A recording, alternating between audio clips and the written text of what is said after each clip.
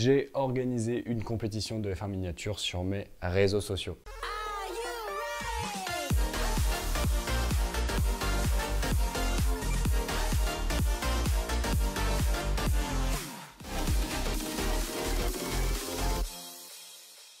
Hello boys and girls and the others, j'espère que vous allez bien. Je vous propose dans cette vidéo de revenir sur les différents moments de cette compétition. Alors sachez avant tout que je tourne vraiment juste après avoir tourné la vidéo annonçant la compétition sur mes réseaux. Je vous mets la vidéo en référencé, là je crois que c'est ici. Je sais pas du tout qui est le gagnant ou quoi que ce soit. Ce que je vous propose c'est de commencer d'abord par faire le tirage au sort des Formule 1 pour savoir quelles voitures vont s'affronter en huitième de finale et également connaître le tableau. Et ensuite vous verrez l'avancée de la compétition en huitième de finale, les quarts, les demi, etc. Là c'est vraiment pour vous donner un peu l'avancée de cette compétition. Je vous invite, si vous voulez plus d'explications, allez voir la vidéo parlant de cette compétition, vous expliquant toutes les règles on va dire et comment ça s'est passé au cours du mois. Donc on se retrouve tout simplement pour le tirage au sort des huitièmes de finale. Donc voilà, on se retrouve, j'ai trouvé une roue sur internet, j'ai mis les noms dedans, il n'y a rien de plus simple. On va donc tirer le premier huitième de finale. Je vais laisser enregistrer l'écran, mais de toute façon vous allez voir qu'il n'y a pas de triche, ça n'a aucun intérêt de tricher. Donc on est parti pour le premier nom qui sort, c'est donc le pilote de la Red Bull qui sera sélectionné. Le pilote de la Red Bull affrontera Felipe Massa. Un petit huitième de finale Ferrari Red Bull, c'est pas mal ça. Deuxième huitième de finale, on a donc Rubens Barrichello contre Jacques Villeneuve. Deuxième huitième de finale, intéressant. Allez, troisième huitième de finale. Oh, c'est Michael Schumacher qui rentre en compétition. Qui affrontera-t-il en huitième? Nick Heidfeld, un combat 100% allemand. On est parti quatrième, huitième de finale pour clôturer la partie gauche du tableau. Le pilote Super Aguri qui affrontera donc, est-ce qu'on aura Schumacher et Alonso dans la même partie de tableau? Et non, ce sera le pilote Williams. Ça veut dire que techniquement, Schumacher et Alonso peuvent se rencontrer en finale. Premier huitième de finale de cette partie droite, on aura l'affrontement entre Giancarlo Fisichella-Button. Fisichella-Button, c'est un très beau combat. Il reste encore 3 huitièmes de finale à définir. Pilote Toro Rosso qui rentre en lice. À voir entre Vitantonio Liuzzi et Scott Speed, ce sera sûrement Vitantonio Liuzzi. Allez, le pilote Toro Rosso qui va affronter le pilote Midland. Une belle bataille de fin de tableau ça. Et ça veut dire techniquement aussi, parce qu'à gauche, on a Massa et Schumacher qui sont entre guillemets dans leur côté, qui peuvent s'affronter en demi-finale. Et donc, on aura également potentiellement une bataille entre Fisichella et Alonso en demi-finale. Moi, je vous le dis, cette compétition, elle va être ultra intéressante. Dernière partie de cette compétition. Premier nom à sortir, ce sera Jarno Trulli. On avait encore les deux Toyota à disposition. Jarno Trulli est le premier pilote Toyota à rentrer. Ce sera Juan Pablo Montoya, le seul représentant de McLaren. Elle va pas être facile cette partie de tableau entre Montoya et Trulli. Et donc le dernier huitième de finale sera forcément Fernando Alonso et Ralf Schumacher. Alonso qui va déjà affronter un Schumacher pour son entrée en lice dans la compétition. On va quand même procéder au tirage au sort des noms pour savoir lequel des deux sera présenté en premier sur les réseaux. Alonso Schumacher, ce sera Fernando Alonso qui sera du coup présenté en premier face à Ralf Schumacher. Vous avez maintenant les 8 huitièmes de finale. On va voir ceux qui ont donné les votes lors de la compétition. On est le 27 décembre, la compétition vient de se terminer. Vous allez pouvoir voir maintenant un aperçu de ce qui s'est passé pendant ces 3 semaines de compétition. Donc voilà, si vous voulez voir un peu le tableau, les tirages au sort, tout est résumé dans cette slide. Vous voyez qu'il y a encore des noms à définir comme les pilotes Midland, les pilotes Red Bull. Donc pour ça, comme je vous l'ai annoncé, il y aura des barrages. Alors on commence avec les barrages. Le premier barrage, c'était les pilotes Super Aguri. Franck Montagny contre Takuma Sato. Qu'est-ce qui s'est passé? Eh bien, on a une très nette victoire de Franck Montagny sur les 3 réseaux sociaux quand même. Il a tout simplement roulé sur Takuma Sato. Barrage suivant, les pilotes Midland, Christian Albers ou Thiago Montero. Thiago Montero, c'est déjà 9-0 sur Instagram. On est à 8-6 sur Twitter et sur TikTok. Montero est à nouveau devant. Alors pour les pilotes Williams, c'était le match le plus serré de la compétition. On a eu tout simplement Nico Rosberg contre Mark Webber. Nico Rosberg a remporté la bataille d'Instagram, si on peut le dire ainsi, 10-6. Sur Twitter, c'était Mark Webber qui gagnait, on était du coup à 8-10 en faveur de l'Australien, donc on est là vous voyez les votes, on est déjà à du 18-16. Et sur TikTok, on arrive à du 40-40, donc égalité. On voit que Mark Webber remporte tout simplement 2 réseaux sociaux, contrairement à Rosberg qui remporte que la bataille sur Instagram. Je vais pas procéder sur le nombre de réseaux sociaux gagnés, mais plutôt sur... J'ai relancé un vote en fait sur Instagram pour 1 heure, et à ce moment-là, celui qui a gagné, c'est tout simplement Mark Webber, qui gagne 3-1. Les prochaines compétitions, je partirais peut-être plus sur celui qui gagne le plus de réseaux, plutôt que relancer pour 1 heure et seulement sur Instagram. Et enfin, le dernier barrage entre les pilotes Red Bull, il n'y a pas eu match. Hein. Vraiment, Christian Klien s'est fait rouler dessus par le pilote écossais. Christian Klien, c'est ciao. Maintenant que tous les barrages ont été définis, on va pouvoir passer au 8e de finale. Et surtout, vous avez maintenant tous les noms dans le tableau. Donc, je vous laisse mettre sur pause la vidéo si vous voulez voir vraiment tous les noms, etc. Moi, je vous propose qu'on continue. Premier barrage, un duel Red Bull Ferrari comme en 2022. Est-ce que l'issue sera la même? David Coulthard qui affronte Felipe Massa. David Coulthard qui perd de pas grand chose sur Instagram, hein, 10-2 pour Felipe Massa. Il perd également de pas grand chose sur TikTok, à nouveau 18 pardon pour Felipe Massa. Le problème c'est que voilà, sur Twitter, Felipe Massa il balaye l'Écossais et il se qualifie en quart de finale. Face à lui, est-ce qu'on aura un autre pilote brésilien qui est Rubens Barrichello, ou alors plutôt Jacques Villeneuve? Et ben pour ce duel, on a surtout une grosse surprise côté Instagram où Jacques Villeneuve remporte 18-4 contre Barrichello. Donc là c'est un gros écart à remonter, que malheureusement le pilote brésilien ne pourra pas remonter, malgré un très beau 12-4 sur TikTok. Grosse surprise, sûrement la plus grosse surprise de cette compétition. Rubens Barrichello est éliminé dès les 8e de finale contre Jacques Villeneuve. On passe sur le 8e de finale, qui pour moi fait rentrer mon chouchou dans la compétition, Michael Schumacher, duel 100% allemand, puisqu'il va affronter Nick Heidfeld. Et puis il y aura pas match, hein, tout simplement, regardez les résultats, c'est une valise que met Michael Schumacher à Nick Heidfeld. Nick Heidfeld rentre à la maison et la BMW Sauber sera défendue seulement par Jacques Villeneuve. Un duel 100% barragiste pour ce dernier 8e de finale de la partie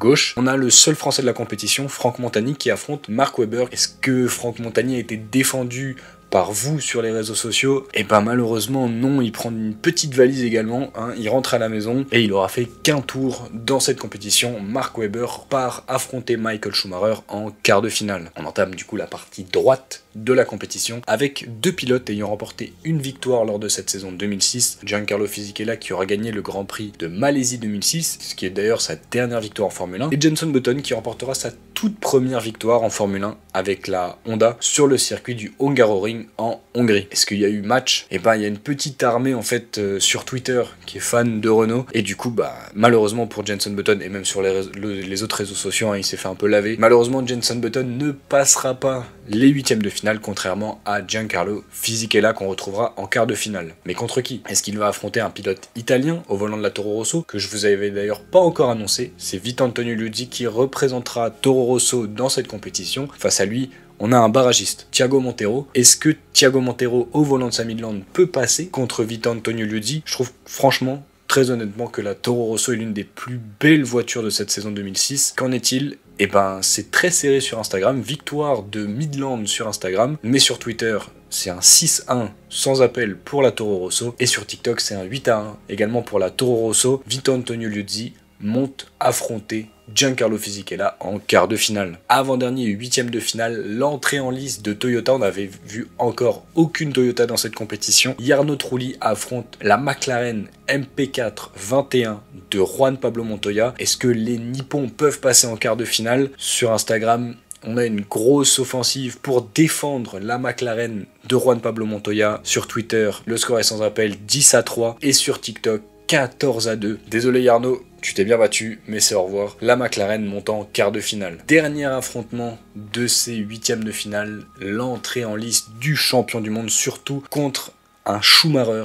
Oui, on a déjà un affrontement dans cette compétition, Alonso Schumacher, mais c'est pas le bon. C'est Ralf Schumacher au volant de la Toyota. Est-ce qu'il va subir le même sort que son coéquipier Jarno Trulli? Eh ben malheureusement, oui, il y a une armada de défenseurs des pilotes Renault sur tous les réseaux. Fernando Alonso, c'est un peu le dieu sur les réseaux. On n'y touche pas. Fin du game pour Toyota, déjà éliminé après le premier tour. On entre enfin dans la grosse compétition, les quarts de finale. Voilà le tableau du coup pour l'écart, avec le premier quart de finale, Massa Villeneuve. Je ne vais pas tous vous les faire à nouveau. Si vous voulez vraiment voir le tableau, je vous invite à mettre pose dans cette vidéo. Premier quart de finale du coup, Felipe Massa, Jacques Villeneuve, la surprise Jacques Villeneuve. Est-ce que le Canadien peut aller en demi-finale? Ça va être très compliqué contre la Ferrari de Felipe Massa. Et c'est déjà une petite surprise que la BMW Sauber soit là. Ça se voit dans les statistiques. Hein. On est à 19,8 sur Instagram, 11,2 sur Twitter et 13,5 sur TikTok. C'était pas possible de faire beaucoup mieux. La Ferrari de Felipe Massa passe donc en demi-finale. Et est-ce que Felipe Massa peut affronter son coéquipier Michael Schumacher? Michael Schumacher, Mark Webber, Ferrari, Williams, une grosse compétition dans les années 90. Les deux pilotes s'entendaient relativement bien. Est-ce qu'on aura match? Malheureusement, voilà, hein. Michael Schumacher, c'est une légende. Et c'est compliqué de se défendre. On voit que Mark Webber n'a eu que 3 voix sur tous les réseaux sociaux réunis. Ça fait mal, hein. Petite pilule, mais Michael Schumacher passe du coup en demi-finale. Troisième quart de finale, 100% italien. Giancarlo Fisichella contre Vitantonio Liuzzi. La Toro Rosso contre la Renault R26. Et ben tout simplement c'est la Renault, hein. Il n'y a pas match, surtout le 20-0 sur Twitter, ça fait très très mal. À nouveau seulement 3 voix pour Vitantonio Liuzzi sur tous les réseaux sociaux confondus. Il y en a eu 2 quand même sur Instagram, je sais pas si c'est bien. Mais voilà, du coup Vitantonio Liuzzi malheureusement qui quitte la compétition après un très beau parcours, hein, puisqu'il est monté jusqu'en quart de finale. On continue avec ce qui sera sûrement l'un des plus beaux matchs de cette compétition et surtout le plus beau quart de finale. Renault-McLaren, Renault R26 contre McLaren MP421, Fernando Alonso contre Juan Pablo Montoya, 2 pilotes très rapides, l'un champion du monde, l'autre qui finit 3e en 2005. Est-ce que on aura un gros match? Et bien malheureusement, on a l'impression que voilà, la McLaren n'est pas dans son match et elle se fait tout simplement soulever par la Renault sur tous les réseaux. Il n'y a que sur Twitter où la McLaren a réussi à peu près à se défendre puisqu'on a un 8-5. Sinon, sur le reste, Instagram, c'est 19-4 et sur TikTok, c'est 16-4. Malheureusement pour Juan Pablo Montoya, c'est l'élimination après 2 tours, après un beau parcours et surtout après une belle bataille contre la Renault de Fernando Alonso. On aura donc une demi-finale 100% Renault et une demi-finale 100% Ferrari. Pour l'année 2006, une finale Ferrari-Renault, c'est quand même pas trop mal. Attendez, il y a le chat qui se réveille. Hop. Donc je vais essayer de faire attention.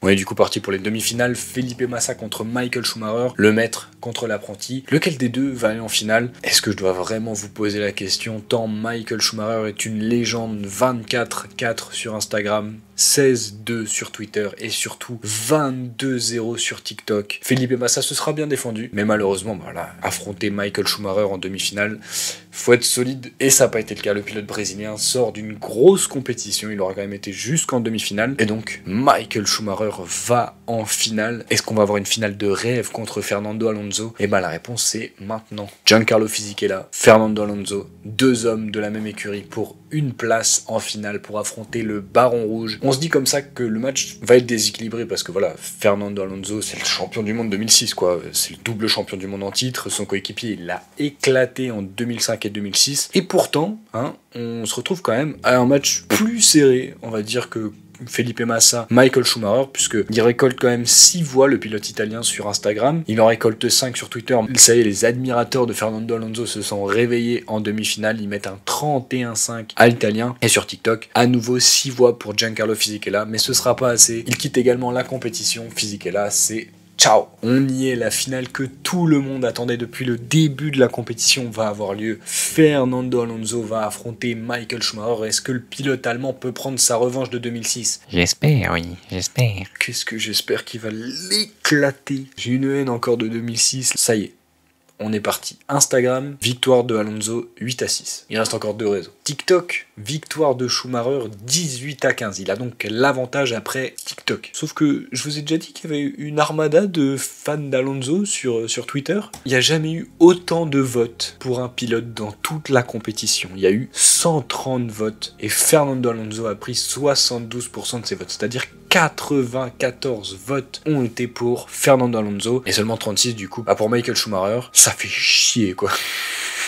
On a du coup le gagnant de cette compétition. C'est bien du coup Fernando Alonso qui remporte cette compétition. Mesdames, messieurs, J'espère que cette compétition vous aura plu. Si c'est le cas, vous pouvez mettre un petit pouce bleu. Je pense que j'ai pas mal d'autres idées pour des compétitions. J'ai pas mal de pilotes champions du monde. Je me dis pourquoi pas faire une compétition de champions du monde. J'ai pas mal de Ferrari également. Donc peut-être faire une compétition avec les Ferrari que j'ai dans ma collection, que je trouve les plus jolis. On m'a également proposé, soumis une idée de compétition, de faire...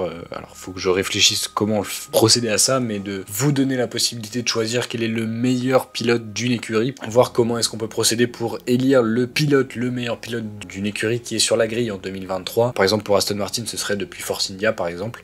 À voir comment je vais faire. Et après faire une grande compétition des champions de chaque meilleure écurie on va dire. Par exemple du coup on pourrait retrouver Sébastien Vettel dans sa période Toro Rosso contre Sébastien Vettel dans sa période Aston Martin par exemple. Faut que je réfléchisse à tout ça, n'hésitez pas à me soumettre vos idées dans l'espace commentaire. Je lis tout et ça me permet un peu de voir comment développer justement les différentes compétitions. Si ça vous a plu, petit pouce bleu, pensez également à vous abonner parce qu'on va revenir en force en janvier. C'était la première vidéo de l'année, j'espère qu'elle vous aura plu. N'hésitez pas à me rejoindre sur les réseaux sociaux parce qu'il y a des versus à des moments, des versus entre deux pilotes et je vous présente une Formule 1. Et d'ailleurs, retrouvez-moi sur TikTok, Instagram et Twitter parce que je vous ai présenté la voiture qui a gagné, la Renault de Fernando Alonso. Je vous l'ai présenté, c'était le but à la fin de cette compétition. Donc vous pouvez aller la voir. Je vous mets le lien TikTok dans la barre de description. Sinon, bah voilà, venez me suivre sur TikTok, sur Instagram et sur Twitter. On se dit à la prochaine. J'espère que vous aurez bien kiffé cette petite vidéo. À droite et à gauche, vous trouverez d'autres vidéos à voir ou à revoir. Et moi, je vous dis au revoir et à la prochaine.